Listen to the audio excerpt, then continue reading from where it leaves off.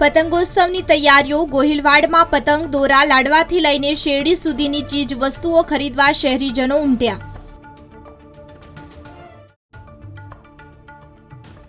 રામ ઉત્સવને લઈ રાજકોટમાં ભક્તિમય માહોલ। ઇસ્કોન મંદિર પરિસરમાં દીપોત્સવ, પાલખી યાત્રા, રામકથા, કીર્તન, મહાપ્રસાદનું આયોજન કરવામાં આવ્યું।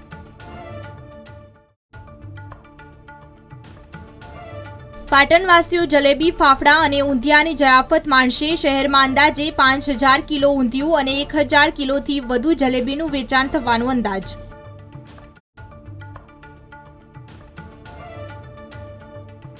અયોધ્યા રામ મંદિરમાં પ્રાણ પ્રતિષ્ઠા મહોત્સવ, 10,000 જેટલા દીવડાઓથી દીપોત્સવ અને શ્રી રામ તારક યજ્ઞનું આયોજન।